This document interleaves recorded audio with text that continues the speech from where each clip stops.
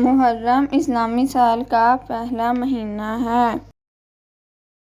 یہ مہینہ عرب کے لوگوں میں بڑی عزت رکھتا تھا۔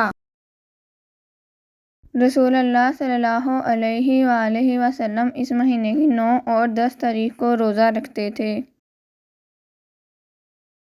اس روزے کا بڑا ثواب ہے۔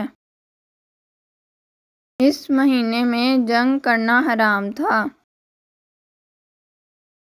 حضرت علی رضی اللہ تعالیٰ عنہ اور شام کے حاکم امیر معاویہ کے خاندان میں خلافت کے سوال پر ایک مدت تک جھگڑا چلتا رہا۔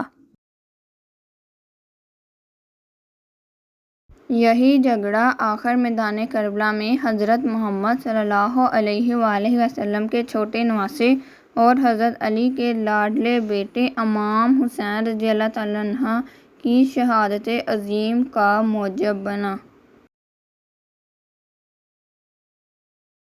سید الشہداء حضرت امام حسین رضی اللہ تعالیٰ عنہ یزید کی فوجوں کے خلاف بھوکے پیاسے جنگ کرتے ہوئے ابن زیاد کے سردار کے ہاتھوں 10 محرم کو شہید ہوئے۔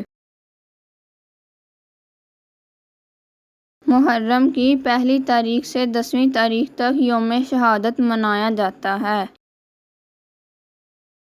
اسی کربلا کی یادگار قائم رکھنے کی خاطر محرم کا سوگ منایا جاتا ہے۔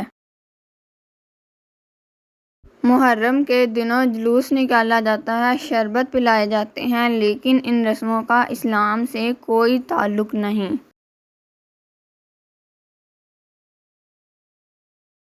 Thanks for watching. Please like my video and subscribe my channel Our Knowledge.